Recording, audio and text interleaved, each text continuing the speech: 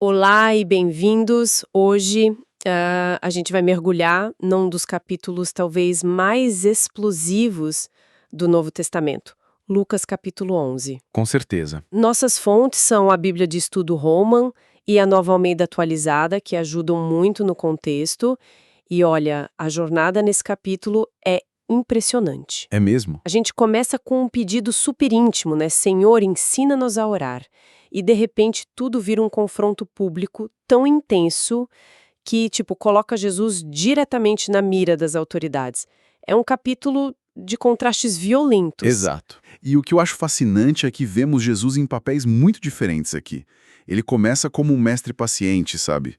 E termina quase como um profeta do Antigo Testamento, denunciando a hipocrisia com uma ferocidade que choca. Sim, E as notas de estudo aqui são cruciais porque elas mostram o peso de cada palavra, o porquê de cada reação ter sido tão extrema. Tem muita coisa ali que numa leitura rápida a gente simplesmente perde. perfeito. Então vamos começar por esse momento de calma antes da tempestade. Os discípulos pedem um modelo de oração e a gente tem o Pai Nosso. Na versão de Lucas, um pouco mais curta, né? Isso, mais concisa. Pai, santificado seja o teu nome. Venha o teu reino, o pão nosso cotidiano dá-nos de dia em dia, perdoa-nos os nossos pecados e não nos deixes cair em tentação. Bom, para começar, chamar Deus de Pai. Hoje parece normal, mas naquela época qual era o impacto disso? Olha, o impacto era gigantesco. No judaísmo daquela época, chamar Deus de Pai não era assim inédito, mas era algo formal, coletivo, tipo Pai de Israel. Ah, entendi. O termo que Jesus provavelmente usou, Abba, em aramaico, era uma palavra de intimidade. É quase como papai. Tinha uma familiaridade, uma confiança nesse termo que era radical. Ele não estava só dando um roteiro, ele estava redefinindo a relação com Deus, tornando-a pessoal. Nossa, isso muda tudo. E logo depois ele conta a parábola do amigo importuno, que eu confesso que sempre achei meio estranha.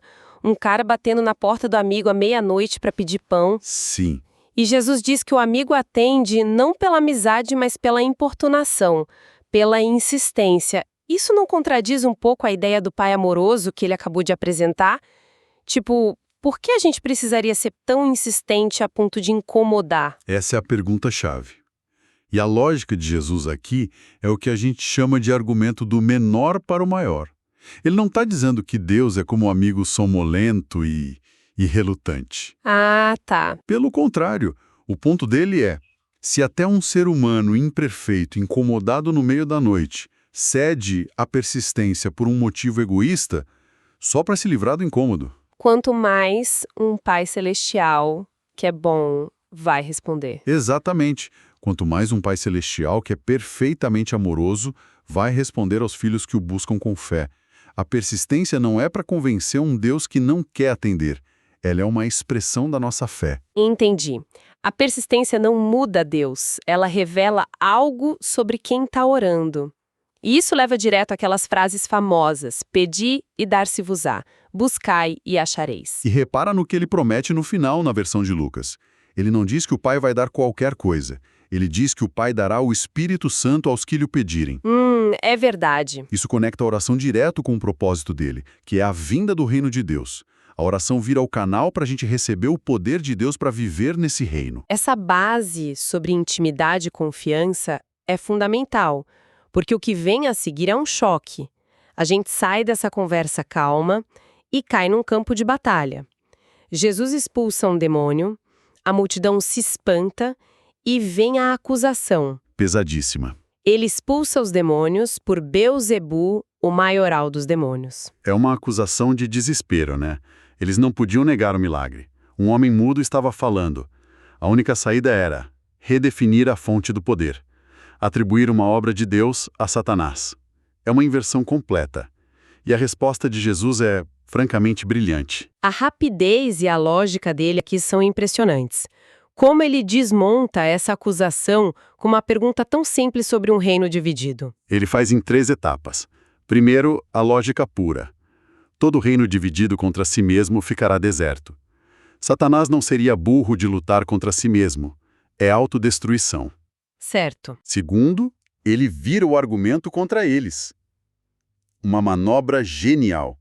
Ele pergunta: se eu expulso por Beelzebu, por quem os filhos de vocês expulsam? Ah! Tinha outros exorcistas judeus na época. Com essa pergunta, ele os coloca numa sinuca de bico. Ou eles admitem que os seus próprios exorcistas também agem por Satanás, ou eles têm que admitir que existe um poder divino ali que eles estão se recusando a ver. E a terceira etapa é o checkmate. Exatamente. Ele não fica na defesa, ele ataca. Mas, se eu expulso os demônios pelo dedo de Deus, certamente é chegado o reino de Deus. Dedo de Deus. Essa expressão é uma referência direta. Em Êxodo, os magos do Egito, quando não conseguem replicar uma das pragas, eles dizem: isto é o dedo de Deus. É o reconhecimento de um poder divino inimitável. Jesus está dizendo: isso aqui não é truque. É a invasão do reino de Deus na história. A prova está na frente de vocês. E ele fecha o argumento com a metáfora do valente armado. O que ele quer dizer com isso? É uma imagem de guerra. Satanás é o valente armado que guarda sua casa, o mundo. Ele está no controle, mas Jesus se apresenta como alguém mais valente, que invade a casa, derrota o guarda, pega as armas dele e liberta as pessoas. Uau! Não é um exorcismo isolado. É uma declaração de que ele veio para saquear o reino das trevas. E essa ideia de vitória leva a um dos alertas mais sombrios do capítulo, que é a parábola do espírito imundo. Essa imagem é muito perturbadora. É terrível. O espírito é expulso e depois volta para a pessoa, encontrando a casa, a vida da pessoa, varrida e arrumada. E aí ele volta com outros 7 espíritos piores. É uma imagem terrível. E o ponto central é o vazio. A casa estava limpa, mas estava desocupada. É um alerta contra uma reforma puramente negativa, sabe? Como assim? Não basta só limpar a casa, tirar o mal, um vício. Se esse espaço não for preenchido ativamente com algo positivo, que para o Jesus é a palavra de Deus, o Espírito Santo ele vira um convite para um mal ainda maior. Uma reforma moral sem uma transformação espiritual é instável. Perigosamente instável. Exato. O que se conecta perfeitamente com o que acontece logo em seguida. Uma mulher grita um elogio para a mãe de Jesus e ele responde: antes, bem-aventurados são os que ouvem a palavra de Deus e aguardam. Precisamente. Ele desloca o foco dos laços de sangue para a obediência espiritual que é acessível a todos. O que te conecta a Deus não é a linhagem, é ouvir e praticar a palavra. É como você preenche a casa. Mesmo assim, a multidão continua pedindo um sinal do céu. E a resposta dele sobre o sinal de Jonas parece bem enigmática. O que ele queria dizer? As nossas fontes apontam para um duplo sentido aqui. Um imediato e um futuro. O imediato, que Lucas enfatiza mais, é um chamado ao arrependimento. Ah, por causa de Nínive. Exato. Jonas pregou para uma cidade pagã e eles se arrependeram. Jesus está dizendo: os ninivitas se arrependeram com Jonas. A rainha de Sabá viajou o mundo para ouvir Salomão. E agora tem algo maior que Jonas e Salomão bem aqui. E vocês pedem um sinal. Ele está expondo a dureza de coração deles. E o significado futuro? O futuro, que Mateus deixa mais claro, é uma prefiguração da morte e ressurreição dele. Assim como Jonas ficou 3 dias no peixe e saiu, o Filho do Homem ficaria 3 dias no coração da terra. Um sinal que eles só entenderiam depois. Em retrospecto.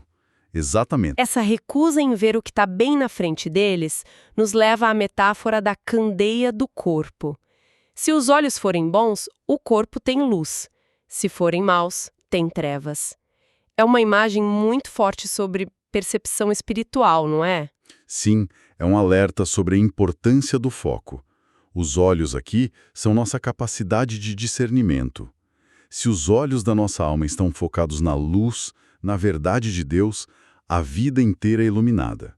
Mas se estão focados na escuridão, no cinismo, na incredulidade, a vida inteira vira trevas. Vira trevas.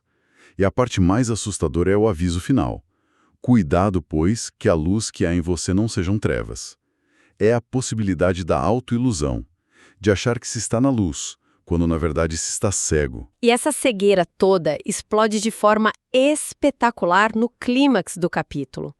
Jesus vai jantar na casa de um fariseu e o anfitrião fica chocado porque ele não lava as mãos ritualmente. Um detalhe, né? Um detalhe que serve de gatilho. É o momento em que a tensão acumulada transborda e Jesus lança uma série de ais que não são suspiros. São denúncias proféticas, acusações formais. A primeira é para os fariseus. Sim, eles os acusam de uma hipocrisia obsessiva. Eles calculavam o dízimo de ervinhas minúsculas, de portelã, mas ignoravam o principal, a justiça e o amor de Deus. Eram perfeitos nos detalhes externos, mas negligenciavam o coração da religião. E a imagem que ele usa é terrível. Sepulturas que não se veem, que contaminam quem passa por cima sem saber. Que imagem poderosa. Exatamente essa a ideia. Tocar um túmulo te tornava ritualmente impuro. Jesus está dizendo que a religiosidade deles era uma casca bonita que escondia a morte espiritual e que essa corrupção interna era contagiosa. Então um dos doutores da lei se ofende e Jesus se vira para eles. E o ai para eles é igualmente duro, ele diz: Ais de vós também, doutores da lei, porque sobrecarregam os homens com fardos difíceis de transportar. E vocês mesmos nem com um dos seus dedos tocam nesses fardos. Crueldade e hipocrisia intelectual. Exato. Eles criavam sistemas de regras que esmagavam as pessoas, mas eles mesmos achavam brechas para não ter que carregar esse peso. E a acusação mais grave Sim. é que eles tiraram a chave do conhecimento. Eles não só não entraram no reino, como trancaram a porta e esconderam a chave. Nossa, e a acusação final é a que me parece mais avassaladora de todas. Ele os responsabiliza pelo sangue de todos os profetas, desde o sangue de Abel até o sangue de Zacarias. Por que esses dois nomes? É tão específico. Essa é uma daquelas passagens em que as notas de estudo são indispensáveis. Na organização da Bíblia hebraica da época, o primeiro livro era Gênesis e o último, 2 Crônicas. Abel, o primeiro justo assassinado, está em Gênesis. Ok. Zacarias, um profeta apedrejado no templo, é o último mártir no cano hebraico, lá no final de 2 Crônicas. Então, ao dizer de Abel a Zacarias, Jesus está usando uma expressão que significa de A a Z da história das Escrituras. Caramba! Ele os está acusando de serem a culminação de toda a história de rejeição e assassinato dos mensageiros de Deus. Uau! Ele está basicamente dizendo que eles são o ápice da rebelião contra Deus. Não é de se espantar a reação deles. A reação é imediata. O capítulo termina dizendo que eles começaram a pressioná-lo intensamente e a armar-lhe ciladas, tentando arrancar qualquer palavra para poderem acusá-lo formalmente. Aquele jantar selou o destino dele. O conflito virou uma caçada aberta. Que jornada! A gente percorreu um capítulo que vai da quietude da oração, da busca por intimidade, até a fúria de um confronto que expõe a podridão de uma religiosidade de fachada. Totalmente. Fica um contraste brutal. De um lado, a fé que persiste, que ouve a palavra e busca a luz. Do outro, uma religião de aparências, obcecada com o exterior, mas que por dentro é escura, injusta e, no fim, assassina. Perfeitamente colocado. O capítulo todo é essa dança entre a revelação e a rejeição. O reino de Deus se manifesta ali nas ações de Jesus, mas aqueles que deveriam ser os guardiões da fé são os mais cegos. Eles pedem um sinal do céu, mas não veem o sinal que está jantando com eles. Exato. Limpam o copo por fora, mas se recusam a olhar a sujeira que está dentro. É um chamado atemporal para uma fé que seja real, de dentro para fora. Um chamado para a gente ter certeza de que a nossa luz não é, na verdade, trevas. Exato. E isso nos deixa com um pensamento para refletir. Jesus acusa os doutores da lei de tirarem a chave do conhecimento, trancando a porta do reino para as pessoas. Depois de tudo isso, fica a pergunta: que tipo de conhecimento é que realmente abre as portas? E que tipo de conhecimento, talvez aquele focado só em regras, rituais e orgulho intelectual, pode acabar se tornando a própria fechadura?